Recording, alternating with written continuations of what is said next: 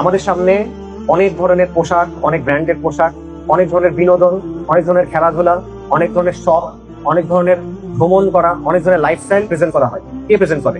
টিভিতে প্রেজেন্ট করা হয়, সিনেমাতে প্রেজেন্ট করা হয়, মিডিয়াতে প্রেজেন্ট করা হয় এবং আমাকে বলে তুমি এটা করো, এটা করলে তুমি জীবনের মধ্যে একটা অর্থ খুঁজে পাবা।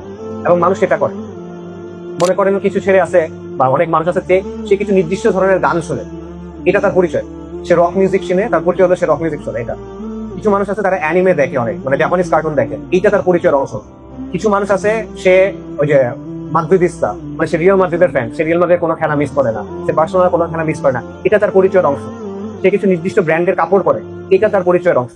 অনেক মানুষ আছে যারা মনে করেন বিভিন্ন সিনেমা, টিভি সিরিয়ালের ক্যারেক্টার দেখে তার আদলে নিজের চরিত্র গঠন করে, নায়কের মতো করে পোশাক পরে, নায়কের মতো করে কথা বলে, বা ভিলেনের মতো করে নিজের মানে স্টাইলটা সাজায়, কথা বলার, তাকানোর স্টাইল, চুলের স্টাইল, etc।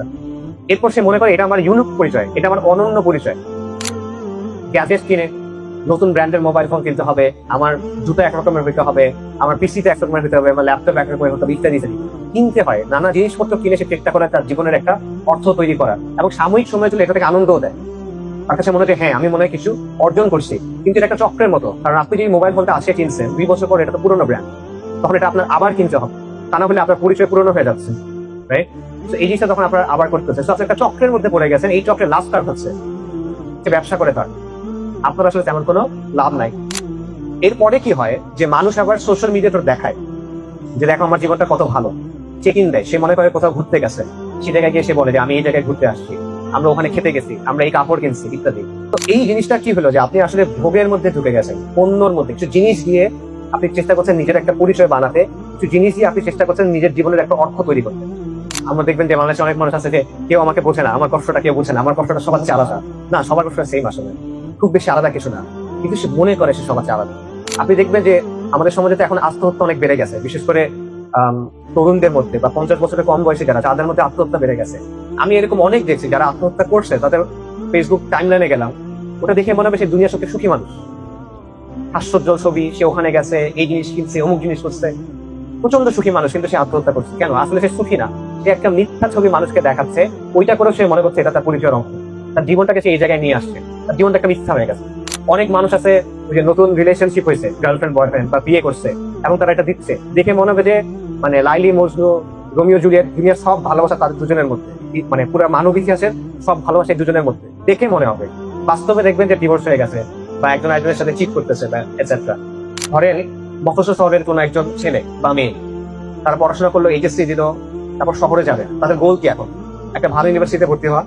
ইউনিভার্সিটিতে ভর্তি হয়ে তার একটা ভালো ফ্রেন্ড সার্কেল থাকবে, তার কিছু রিলেশনশিপ হবে, সে কিছু ওই বন্ধু একটা গান টাইপের মজা মজা করবে, কিন্তু সিজিপিএ ভালো রাখতে হবে। সিজিপিএ ভালো রেখে সে মানে বের হবে, তারপর সে একটা চাকরি করবে, ভালো স্যালারির একটা চাকরি করবে, এর মধ্যে তার কয়েকটা রিলেশনশিপ আসবে যাবে, তারপর 30-32 বছর বয়সের দিকে গিয়ে সে একটা বিয়ে করবে, রাইট? এবং বিয়ে করার পর দুজনই চাকরি করবে, কারণ তার একটা স্ট্যান্ডার্ড অফ লিভিং দরকার, তার নির্দিষ্ট একটা লাইফস্টাইল দরকার, তাই দুজনকে চাকরি করতে হবে। সেই চাকরি করবে এবং নানা জিনিসপত্র কিনে নানা জায়গায় ঘুরতে গিয়ে, বছরে একবার সে দেশের বাইরে ঘুরতে যায়, তার ফ্ল্যাট আছে, তার গাড়ি আছে, তার বাড়ি আছে, তার সুন্দর পোশাক আছে। এই তো এই জিনিসটা দেখায় সে তার জীবনের সফলতা চিন্তা করে। মনে করেন ঢাকা, চট্টগ্রাম বা এই টাইপের শহরের যারা উচ্চ মধ্যবিত্ত, এই ফ্যামিলি ছেলে পেলে যারা, তাদের চিন্তাটা কি? ওই সেম, তারা হয়তো বা অনার্স পর্যন্ত পড়বে, তারপর দেশের বাইরে চলে যাবে, দেশের বাইরে গিয়ে কুফারের সাথে থাকবে, কুফারের মতো করে জীবন যাপন করবে।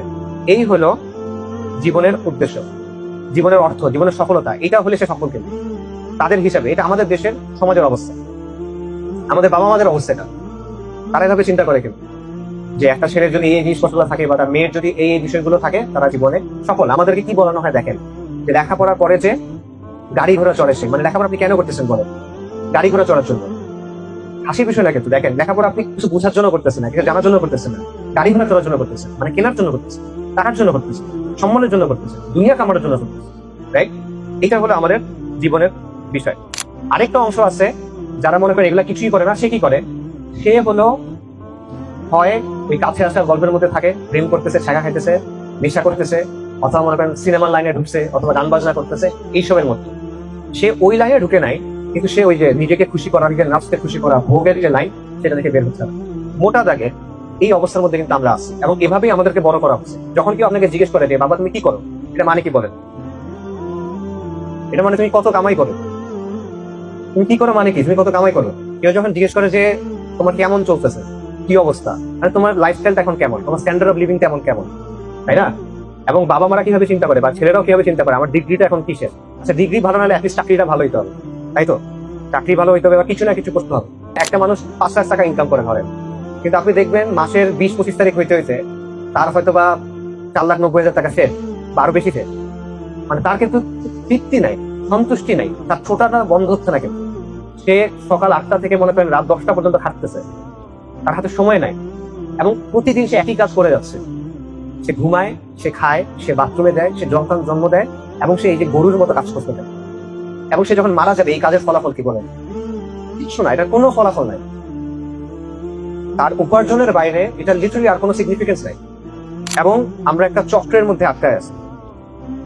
আমরা মনে করতেছি যে আমরা অনেক মানে স্বাধীনতা ভোগ করতেছি, আমরা মনে করতেছি আমরা অনেক খুশিতে আছি, কিন্তু এই জীবনটার কোনো অ্যাকচুয়াল কোনো অর্থ আসলে নাই। একটা ছবি দেখছেন বা ভিডিও দেখছেন অনেক সময় যে একটা চাকা আছে, চাকার মধ্যে একটা ইঁদুর দৌড়াচ্ছে বা গিনিপিগ দৌড়াচ্ছে, সে কন্টিনিউয়াস দৌড়ায়, কিন্তু সে জায়গা কিন্তু পরিবর্তন হয় না, সে আগাতে পারে না, সে পিছাইতেও পারে না, সে ওই একই জায়গায় দৌড়াচ্ছে। এটা হলো আধুনিক মানুষের অবস্থা, এটা আমাদের সমাজের মানুষের অবস্থা, এটা পশ্চিমা স্বভাবের মানুষের অবস্থা। আপনি একটা চক্রের মধ্যে পড়ে আছেন, যে চক্র আপনাকে কোনো জায়গায় নিয়ে যাবেন ওই জায়গাটা ছাড়া, এবং আমাদের ছোটা যেটা এটা আসলে বন্ধ হয় না। তো এটা হলো জীবনের সবচেয়ে বড় লস আমার কাছে মনে হয়। কেন মনে হয়? আল্লাহ সুবহানাহু ওয়া তাআলা কোরআনে বলছেন, বল আসর ইন্নাল ইনসানা লাফি খুসর।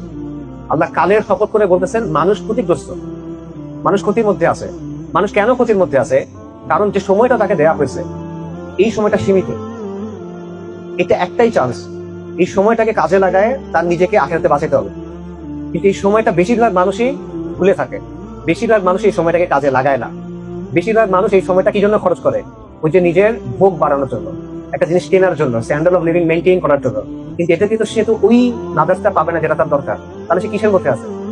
ক্ষতির মধ্যে আছে।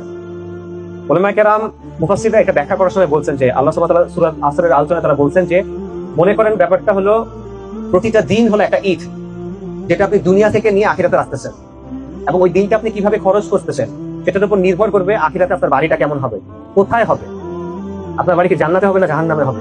এটা ওই দিনটা আপনি কিভাবে খরচ করতেছেন তার উপর নির্ভর করে, আপনার সময়টা আপনি কিভাবে খরচ করতেছেন তার উপরে নির্ভর করে। এবং আপনার বাড়ি যদি জান্নাতে হয় ওটা কেমন বাড়ি হবে, কুড়ে ঘর হবে, এবড়ো খেবড়ো হবে, নাকি আলিশান প্রাসাদ হবে, এটা নির্ভর করতেছে ওই সময়টা আপনি কিভাবে কাজে লাগাচ্ছেন তার উপরে।